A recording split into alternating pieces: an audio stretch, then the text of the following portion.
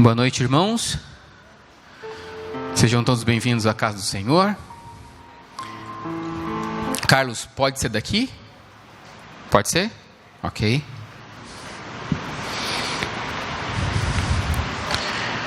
Obrigado, Du.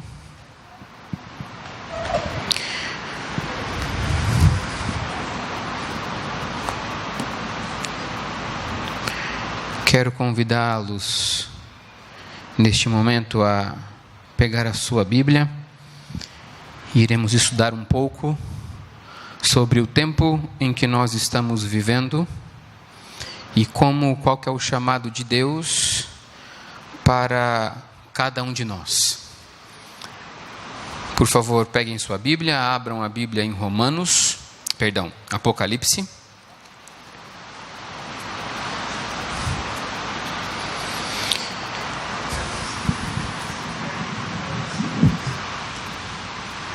Eu vou pegar a outra Bíblia aqui, que a que eu trouxe é a versão transformadora, e daí quando a gente lê, fica um pouco diferente da versão normal.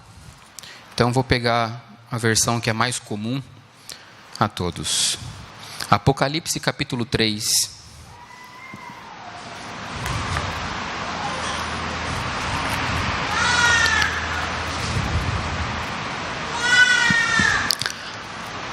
Todos acharam? Apocalipse capítulo 3, versículo 14 até o versículo 22.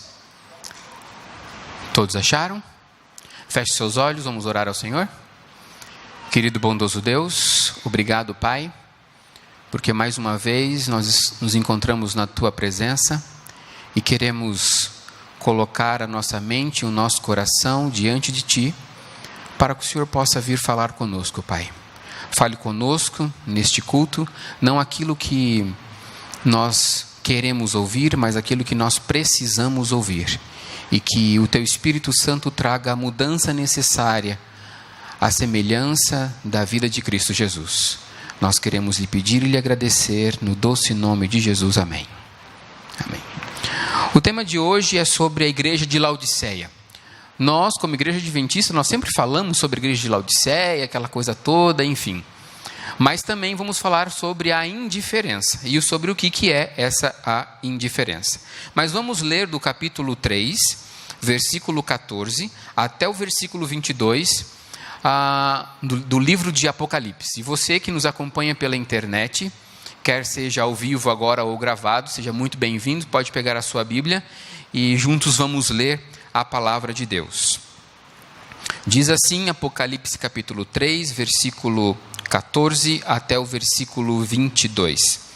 Ao anjo da igreja em Laodiceia escreve: estas coisas diz o Amém, a testemunha fiel e verdadeira, o princípio da criação de Deus. Conheço as tuas obras, que nem és frio nem quente. Quem dera fosse frio ou quente.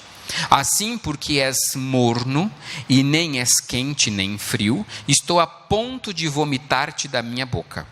Pois dizes, estou rico e abastado, e não preciso de coisa alguma, e nem sabes que tu és infeliz, sim, miserável, pobre, cego e nu. Aconselho-te que de mim compres ouro refinado pelo fogo, para te enriqueceres, vestiduras brancas para te vestires, a fim de que não seja manifesta a vergonha da tua nudez, e colírio para ungires os olhos, a fim de que vejas. Eu repreendo e disciplino a quantos amo. Eis que estou à porta e bato. Se alguém ouvir a minha voz, abrir a porta, entrarei em sua casa e cearei com ele e ele comigo. Ao vencedor, dar-lhe-ei sentar-se comigo no meu trono, assim como também eu venci e me sentei com o meu Pai no seu trono. Quem tem ouvidos, ouça o que o Espírito diz às igrejas. Amém? Hoje nós iremos entender um pouquinho sobre qual que é o chamado de Deus para o mundo em que nós estamos vivendo e o tempo em que nós estamos vivendo. Contextualizando um pouco sobre a passagem que nós acabamos de ler, a igreja de Laodiceia, nós vemos aí a última carta que o apóstolo João escreve, então, à igreja de Laodiceia, e aí nós vemos no mapa todas as 7 igrejas, e essas 7 igrejas, cada uma delas recebeu uma carta, cada uma delas recebeu orientações, advertências, elogios e tudo mais, e nós iremos ver um pouco especificamente sobre a igreja de Laodiceia, certo? E você vê que ali no canto fica Laodiceia, a cidade de Laodiceia, ok?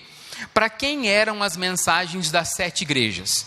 As mensagens das 7 igrejas, elas eram para as congregações locais, para as igrejas locais. Então, João, ao escrever, inspirado por Deus, escreveu direcionado para as igrejas locais, mas também podemos ter esta mensagem como para os nossos dias. Então, essa mensagem das 7 igrejas, ela também pode ser aplicada a todas as pessoas de todos os lugares e épocas a qual eles chegaram a ler, a entender, a estudar a palavra de Deus. E também ela é direcionada a todas as igrejas, todas as religiões, denominações, movimentos religiosos, pois está na palavra de Deus. E a palavra de Deus é aquilo que é o mais importante para cada um de nós. O que então essas 7 igrejas representam? Primeiramente, as diversas épocas e eras em que a igreja cristã iria passar. Se você pegar as 7 igrejas e ao você buscar a interpretação dessas 7 igrejas, você percebe que para cada igreja existe um tempo, uma era a qual Deus se manifestou. E Deus se manifestou preservando o seu povo e a sua palavra. E também nós vemos os diversos estados e tipos de crentes também. Se você quer entender qual é o seu perfil de crente, leia as 7 cartas. E você vai entender qual é o tipo de crente que você está vivendo hoje. Aliás, nós vivemos em um processo de desenvolvimento, de evolução na caminhada cristã. Então, quanto mais nós estudamos a palavra de Deus, nós crescemos também no desenvolvimento e no conhecimento de Deus sobre a nosso respeito. Então, as 7 igrejas representam também os tipos de crentes que hoje nós temos dentro da própria igreja. Mas e a cidade de Laodiceia?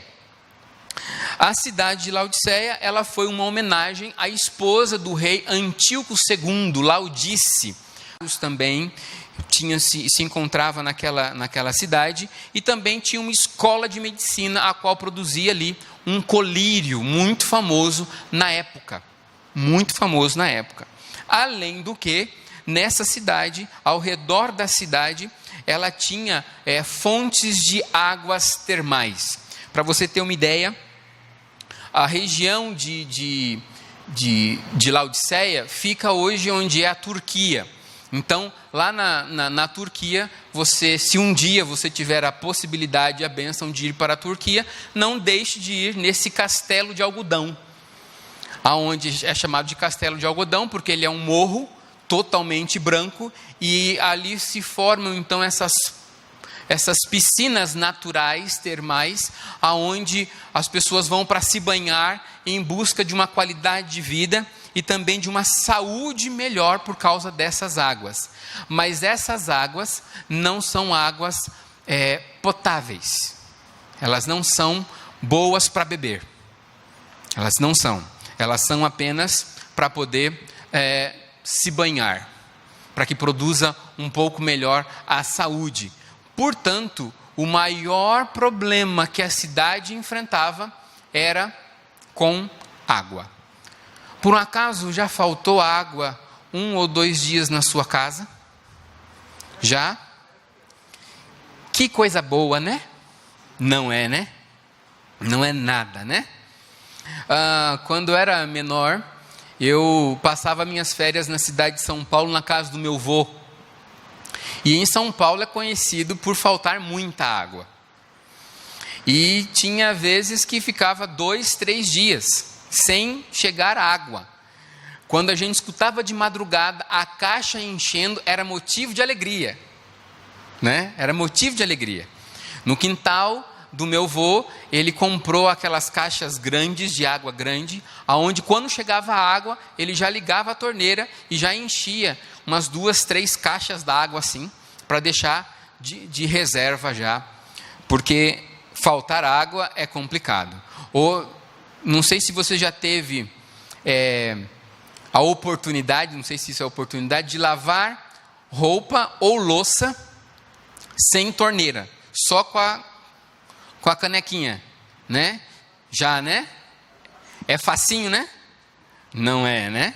Hoje a praticidade da torneira é outra, né? Mas ali nós vemos então na cidade de Laodiceia que o maior problema que eles tinham era a água potável, né? Em Apocalipse capítulo 3, versículo 14 e a 22, que foi isso que nós lemos agora, nós não notamos que não tem nenhum elogio. Não tem um elogio de Deus para a igreja.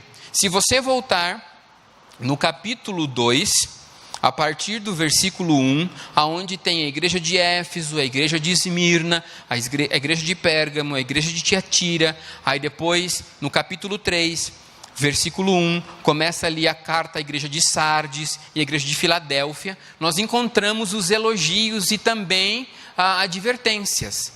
Mas na carta de Laodiceia não tem nenhum elogio, só tem a advertência. Só tem admoestação à igreja de Laodiceia. Paulo também escreveu à igreja de Laodiceia. Se você abrir a Bíblia em Colossenses capítulo 2, abra sua Bíblia em Colossenses capítulo 2, versículo 1, nós encontramos aqui, e também no capítulo 4, verso 16, uma descrição de Paulo escrevendo e mencionando os irmãos da igreja da cidade de Laodiceia. Capítulo 2 de Colossenses, versículo 1 diz assim: gostaria, pois, que soubessem quão grande luta venho mantendo por vós, pelos laodicenses e por quantos não me viram face a face. Ou seja, Paulo estava lutando também por aqueles irmãos que viviam na cidade de Laodiceia, buscando em Deus, lutando em Deus para encontrar apoio e que Deus pudesse manifestar por este povo. Também no capítulo 4 de Colossenses, versículo 16, nós encontramos também mais uma menção de Paulo aos irmãos de Laodiceia. Diz assim: e uma vez lida esta epístola, ou seja, a carta que Paulo estava escrevendo, certo, perante vós, providenciai, porque seja também lida na igreja da onde? Dos laodicenses, e a dos de Laodiceia, lede-a igualmente perante vós. Ou seja, Paulo está falando o seguinte: olha, depois que você lê essa carta, você também tome meios, providências, para que essa carta possa ir para os irmãos que moram lá em Laodiceia, aonde eles possam também ler essa carta, pois essa carta também de orientação é para eles. Ou seja, a igreja precisava de uma orientação, e nós só precisamos de orientação quando existe alguma coisa errada, correto? Alguma coisa errada, é necessário que haja uma mudança, então vem a orientação, a admoestação, a advertência de Deus através de Paulo. Se você der uma olhada na igreja de Sardes 3, capítulo 1 de Apocalipse, vamos voltar lá em Apocalipse agora, você vai encontrar uma expressão lá: tem nome de vivo, mas está morto. Olha só, diz assim: ao anjo da igreja de Sardes escreve: essas coisas diz Aquele que tem os 7 Espíritos de Deus e as 7 estrelas, conheço as tuas obras, que têm nomes de que vives e está morto. Mas, se você for em Apocalipse também, capítulo 3, versículo 15 e 16, diz lá também a advertência de Deus para a igreja de Laodiceia. Ela fala assim, quem dera foste frio ou quente, mas você é morno. Você é morno. Ou seja, nós vemos aí uma diferença entre Sardes e Laodiceia. Laodiceia é uma igreja morna, igual àquelas águas que ficavam ao redor da cidade de Laodiceia, as águas termais, mas que não eram boas para se beber. O que significa então ser uma igreja morna? Já parou para pensar sobre isso? Quais são as características de uma igreja morna? Será que eu e você somos cristãos mornos? Apocalipse capítulo 3, versículo 15, diz assim: conheço as tuas obras. Então, as características de alguém que é morno, de uma igreja morna, você nota pelas suas obras. As obras que aquela igreja, ou de você como cristão, tem, demanda se você é morno, ou se você é quente, ou se você é frio. São as suas obras que mostram, que dão as características daquilo que você é. Mas como que nós podemos entender isso? Você já ouviu esta frase aqui, Quem ama, cuida. Quem ama, cuida.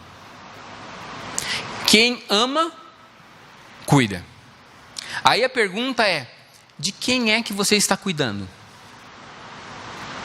A pergunta é, de quem é que você tem um carinho especial, um cuidado especial? Porque o cuidar demanda e demonstra amor.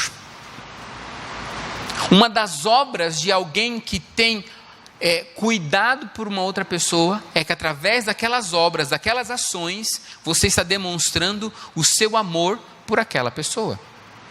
Não é assim com um bebê, não é assim com uma criança, não é assim com a Antonella. Foi assim também com a Malu, está sendo assim com a Malu também.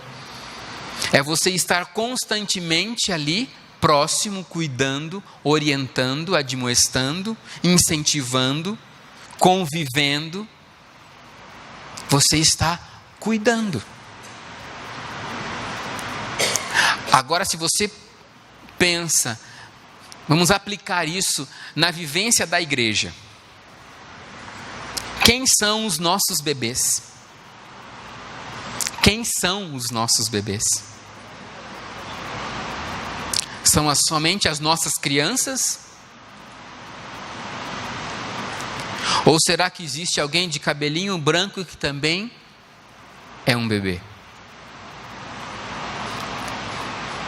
No sábado retrasado, foi entregue os nomes daquelas pessoas que já pertenceram à igreja, já conviveram conosco, mas deixou o aprisco. Quem ama, cuida. Como foi mencionado aqui no momento antes da oração, acho que foi a irmã Sônia que comentou, que nós continuemos orando, e não só orando, mas continuemos em oração, orar mais ação por estas pessoas, para que Deus possa se manifestar através de nós, nessas pessoas, e elas possam voltar para o aprisco do Senhor. Não é só com alguém que é tão pequeno, que necessita de total cuidado, mas também aquele que tem a maior experiência de vida. A maior experiência de vida também demanda cuidado. Afinal de contas, este é o ciclo da vida, não é verdade? Quando nós nascemos, demanda mais cuidado, e assim nós crescemos e passamos a cuidar daqueles que cuidaram de nós. Quem ama, cuida. E a gente cuida, e às vezes nós cuidamos tanto, ou só daquele bichinho, e esquecemos de cuidar do ser humano.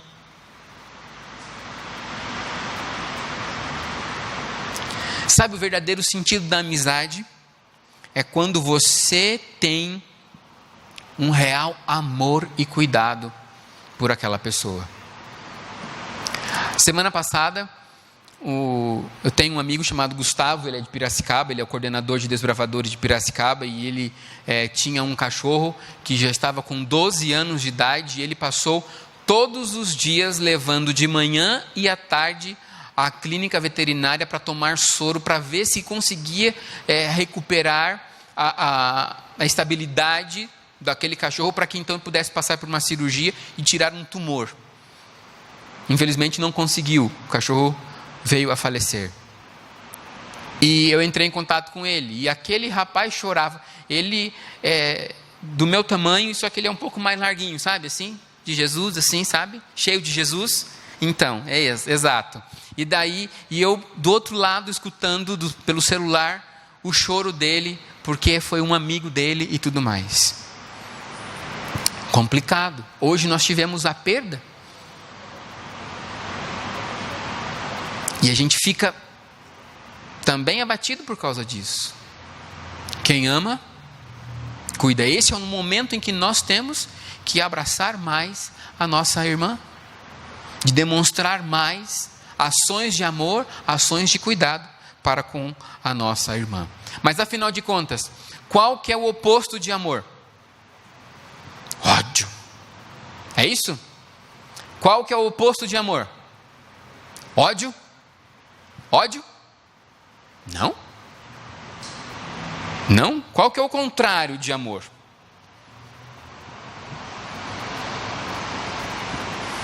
Quantos acham que é ódio? Quantos não acham que é ódio? Quantos acham que é alguma coisa menos ódio? Como? Compaixão? Compaixão demonstra cuidado. É você estar comovido e paixão por aquela pessoa. Aí que está. Indiferença. E daí eu fui procurar saber o que é indiferença. E eu fui lá no Pai do Burro. E lá fala assim: é estado de tranquilidade daquele que não se envolve com as situações de desprendimento. Ou seja, aquilo que está acontecendo não mexe com ele. Ele não tem um envolvimento emocional ou naquela situação. Ele é desprendido daquilo, não tem nenhuma ligação. É a falta de interesse. Indiferença é falta de interesse, de atenção, de cuidado, de consideração. É um descaso, é um desdém. Não é tudo isso o oposto? Não é o amor? Quando você ama uma pessoa, você tem o interesse por aquela pessoa, você tem a atenção por aquela pessoa, o cuidado por aquela pessoa, você está preocupado com aquele, você não age em descaso, em desdém, tanto faz. Ou alguém vem e conta alguma coisa, aconteceu isso, você... É a vida, né? É a vida, né? Ou seja, não tem nenhum envolvimento naquilo. Então, a indiferença, ela é o oposto de amor.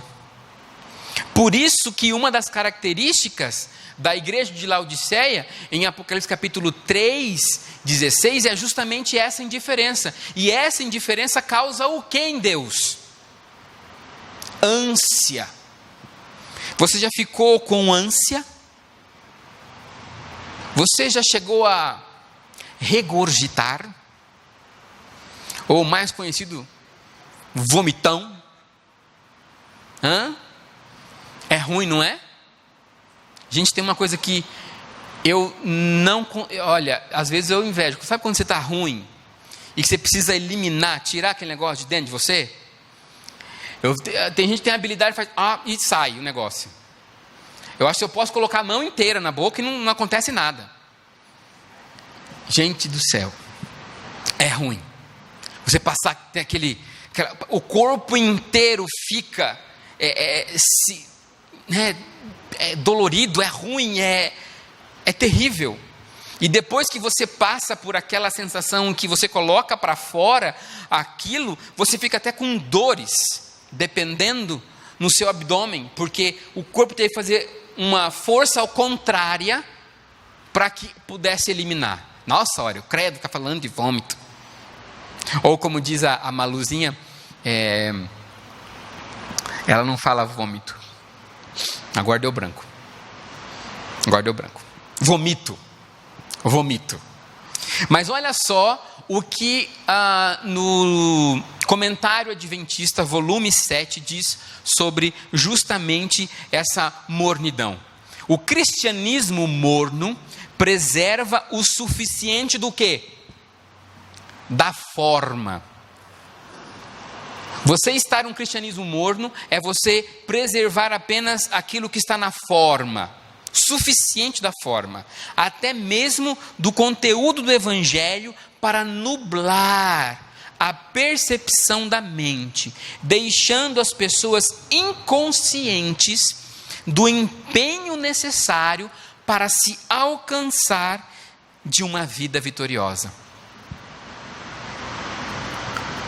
O que isso quer dizer? Olha, em outras palavras, quando você tem um cristianismo morno, é aquela pessoa que chega até ler a Bíblia, mas a Bíblia não influencia a sua vida. Ela não tem a Bíblia como uma regra de fé para a sua vida. Um cristianismo morno é aquele que até mesmo ora: Senhor, obrigado pela noite de descanso, obrigado por esse dia, nos abençoe, amém. E sai. Você não tem um relacionamento, um momento onde você está na presença de Deus e conversa com Deus. Abre o seu coração como a um amigo. Isto é a verdadeira essência da oração. O cristianismo morno é aquele que aparentemente na vista ou nos olhos dos outros mantém a postura de um belo de um cristão, mas na sua essência, dentro do seu quarto, dentro das suas portas, o cristão ficou lá fora. Então, o cristianismo morno é aquele que mantém uma forma suficiente para aparentar, e não aquele que se empenha, dá-se tudo aquilo que tem para continuar no desenvolvimento, no crescimento com Cristo Jesus, fazendo a diferença e não exercendo a indiferença, pois a indiferença nos leva ao quê? A autossuficiência. É quando você é suficiente por si mesmo. E quando você é suficiente por si mesmo, você não precisa de um Salvador. Você não precisa de Cristo para te salvar, porque você já se satisfaz. Testemunho para a Igreja, irmão White, volume 1, página 181, diz assim: seria mais, olha só, irmãos, seria mais aceitável ao Senhor se os crentes mornos nunca houvessem feito menção ao seu nome. Ai, essa dói na gente. Eles são um contínuo peso para aqueles que desejam ser desejam ser fiéis seguidores de Jesus. São uma pedra de tropeço aos crentes. Misericórdia, Jesus. Será que é isso que nós estamos nos tornando? Com a indiferença, com essa falta de amor? Vivendo nesse estado lamentável de mornidão? Que Jesus tenha misericórdia das nossas vidas e que nós possamos permitir que o Espírito Santo de Deus faça a diferença nas nossas vidas. Em Apocalipse capítulo 3, versículo 17, nós vemos ali: rico, se acham rico, mas na verdade são pobres. Se acham que estão bem vestidos, mas na verdade estão nus. Acham que estão vendo tudo, mas na verdade são cegos. O que nós precisamos é alcançar essa riqueza em Cristo Jesus, alcançar essas vestes de Jesus e alcançar esse colírio que é o Espírito Santo. Nós precisamos dessas três coisas que o Mestre está nos ofertando: vestiduras brancas para cobrir a nossa nudez, ouro refinado pelo fogo para sairmos da miséria do estado que nós realmente estamos, e precisamos do colírio para deixar a cegueira, passarmos a enxergar a realidade que está ao nosso redor. É isso que nós estamos precisando. Mas afinal de contas, o que é ouro refinado pelo fogo? O que quer dizer que quando Jesus fala assim que nós precisamos comprar este ouro, nós vamos comprar essas vestiduras, nós precisamos comprar esse colírio? O que quer dizer? Ouro refinado pelo fogo, querido, é uma fé robusta. É uma fé que aguenta sofrimento, que passa por perseguição, que é perseverante. É isso que nós precisamos alcançar. É isso que nós precisamos buscar. A Igreja Adventista do Sétimo Dia, desde o seu nascimento, ela passa por perseguição, ela passa por sofrimento, ela passa por tantas coisas. Isto é passar. E isso é alcançar o ouro refinado pelo fogo. Mas assim como é aplicado para a igreja, como movimento religioso, como movimento espiritual, movimento que ressurge com o amor e não com a indiferença, isso deve ser aplicado também para as nossas vidas. Afinal de contas, olha só o que diz 1 Pedro capítulo 4, versículo 12. Amados, não se surpreendam com o fogo que surge entre vocês para os provar. Você está passando por alguma provação? Você está passando por alguma dificuldade? Foi você que escolheu? Ou você não escolheu isso e aconteceu? Existe essa diferença entre a consequência da decisão que você tomou e você não tomando aquela decisão, mesmo assim veio o sofrimento. Por isso que Pedro fala assim: irmãos, amados, queridos, filhinhos, não fiquem surpresos com o fogo que surge entre vocês para os provar, como se algo estranho lhes estivesse acontecendo. Parece que quando as coisas começam a engrenar, de repente, pá! É ou não é assim na nossa vida?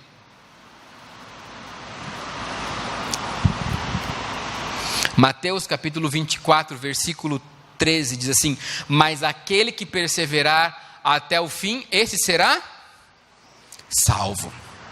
Isto é você ter uma fé robusta. É você buscar este ouro refinado pelo fogo. A igreja de Deus está acostumada a passar por essas provações, por esses desapontamentos. Afinal, nascemos de um desapontamento. A igreja de Deus é assim. E vestiduras brancas?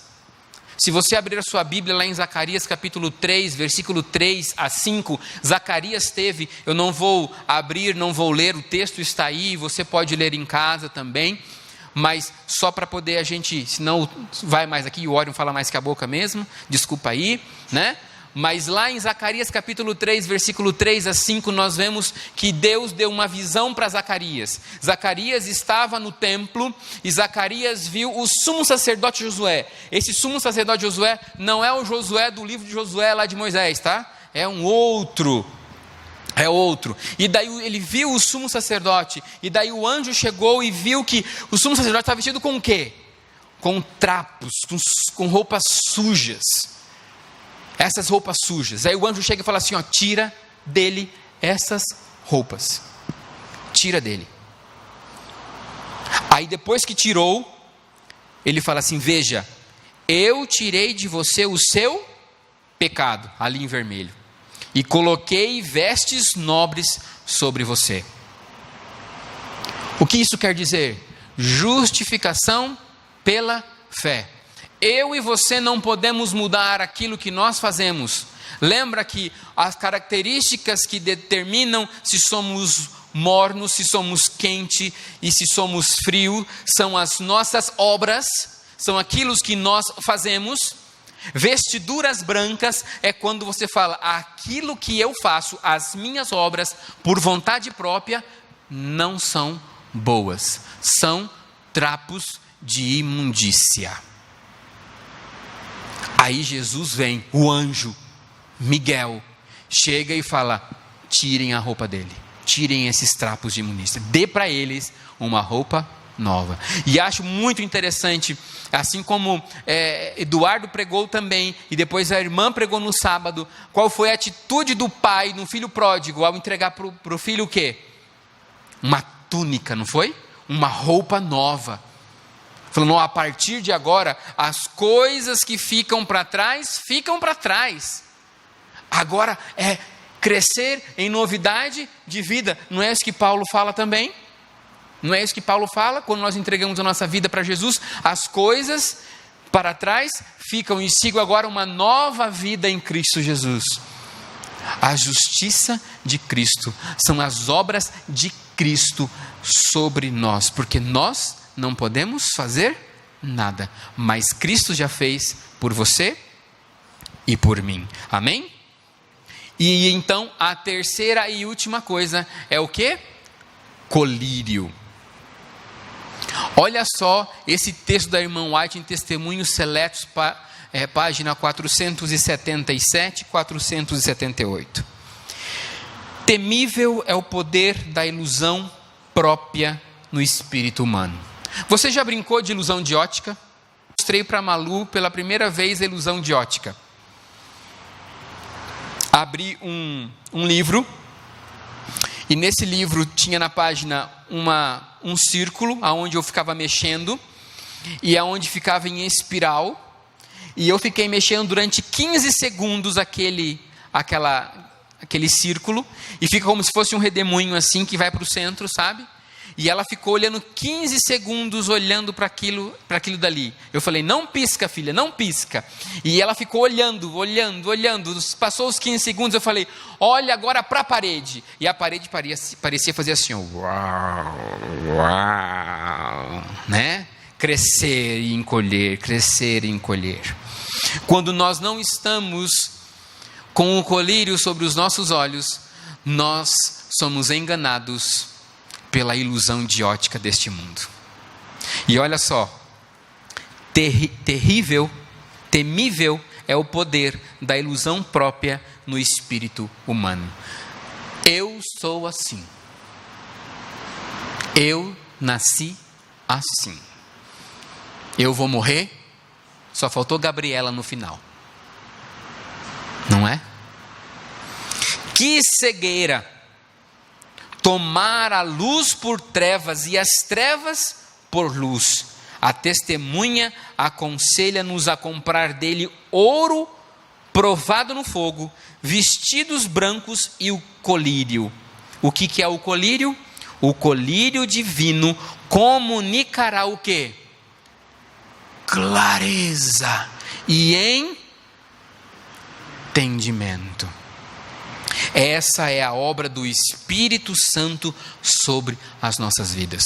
O colírio é a ação do Espírito Santo. É onde o Espírito Santo mostra para nós como nós estamos vivendo a vida longe de Deus. Como nós precisamos de um Salvador. Como nós precisamos do batismo diário com fogo, que é a presença deles. Para evitarmos o que, queridos? Sermos enganados. Porque no tempo em que nós estamos vivendo, como diz em Mateus capítulo 24, versículo 24, pois aparecerão falsos cristos e falsos profetas que realizarão o que? Grandes sinais e maravilhas, para, se possível, enganar até os eleitos, os escolhidos de Deus. A minha pergunta para você é: qual grupo você quer estar? Aqueles que são enganados ou aqueles que não são enganados? Qual você quer estar? Quem aqui quer estar no grupo dos enganados? Não? Ninguém? Amém, Jesus. Quem aqui quer estar no grupo daqueles que não são enganados, que tem o colírio do Espírito Santo? Amém, Jesus. Que isso continue na sua vida. Mas uma pergunta para você é o seguinte: no tempo que nós estamos vivendo, vai aparecer o quê? Falsos cristos e falsos? E eles vão fazer o quê, queridos? O que eles vão fazer? Enganar com o quê? Grandes sinais e maravilhas. Tem acontecido isso hoje já? Tem. Talvez, eu já falei isso aqui, talvez se aparecer aqui o Henrique Cristo, falando: meu pai me enviou, talvez você não caia na história dele. Talvez se aparecer alguém aqui falando: ó, eu sou a encarnação de Jesus Cristo, talvez você não caia nisso. Mas e se acontecer um sinal e maravilha dentro da sua casa? Já parou para pensar nisso?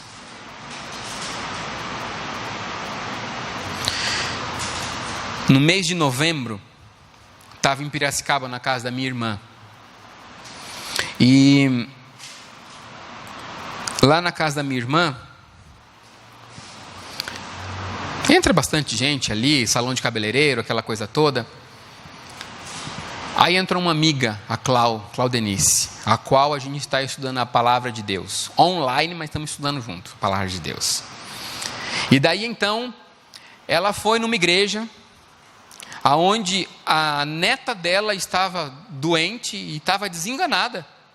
O médico desenganou ela. Ela estava com um câncer na laringe. E o médico falou: olha, não tem mais o que fazer. Não tem mais. E a filha dela, mãe da menina, falou assim: mãe, vamos na igreja tal. E elas foram e levaram uma foto da menina. A menina estava no hospital. E daí então, eles oraram.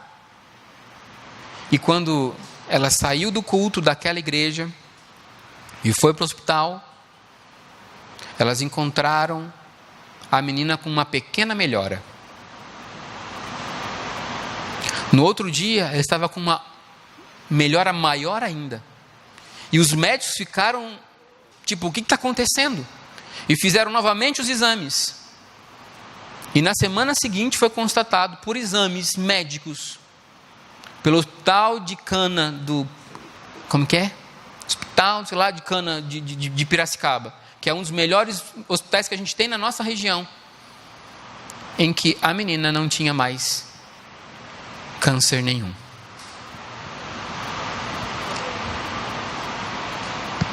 Aí qual foi? Não, foi o pastor tal, que orou e tal. Aí você fala, mas olha, pode acontecer, Deus pode agir de diversas maneiras. É verdade, Deus pode agir de diversas maneiras. Mas se isso acontece dentro da sua casa, e com um falso cristão, com um falso Cristo, com um falso profeta, sendo o executor, levando a honra do milagre, vai te abalar ou não? Talvez você possa falar assim, imagine, mas na hora do sofrimento, e aí? É por isso que o verso coloca, se possível. Sabe qual que é a injeção que nos vacina contra as ciladas do inimigo? Os sinais do inimigo? A palavra de Deus. Quando você estuda a palavra de Deus, quando você tem este livro como sua regra de fé, algo começa a acontecer na sua vida. E não foi porque o irmão, ou o pastor, o ancião falou alguma coisa, mas sim porque Cristo te chamou das trevas para a maravilhosa luz. No final do capítulo, fala que eis que estou à porta e bato. Se alguém ouvir a minha voz, abrir a porta, entrarei em sua casa e cearei com ele e ele comigo. Eis que Jesus bate hoje à porta do seu coração, para que você possa sim ouvir a voz dele, ser sensível à voz dele e deixar ele entrar. Mas se Cristo ficar do lado de fora, é porque tem algo errado dentro. E se tem algo errado dentro, somos nós. Que a misericórdia de Cristo Jesus possa nos alcançar todos os dias, que possamos ouvir todos os dias esse mesmo Senhor e Salvador batendo na porta do nosso coração. Nós possamos abrir as portas, abraçar Jesus, sentar na mesa com Ele, cear com Ele e Ele com a gente. Que isso possa ser uma realidade todos os dias de nossa vida. Quantos aqui querem continuar ouvindo a voz do Senhor, abrindo as portas do seu coração? Fique em pé, vamos orar. Você também que nos acompanha pela internet, tome essa decisão hoje, de abrir as portas do seu coração e deixar Cristo entrar. Feche seus olhos. Fale você com o autor e consumador da sua vida. Se você se sente um cristão morno, indiferente às coisas que Cristo tem demonstrado hoje, peça para Ele o amor. Peça para Ele a diferença de mudar a sua vida. Ouro refinado pelo fogo, vestiduras brancas e o colírio.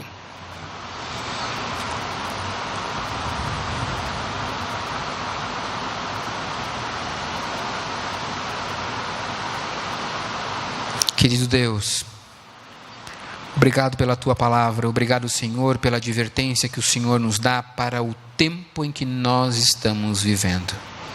Mas, Senhor, necessitamos da Sua misericórdia, necessitamos, Senhor, da Tua voz, necessitamos que o Senhor continue batendo na porta do nosso coração, insistentemente. Se algo tem nos atrapalhado de ouvir, Senhor, as batidas na porta do nosso coração, que o Senhor também possa, Pai, eliminar isso, para que o nosso ouvido possa estar sensível a Ti, Senhor.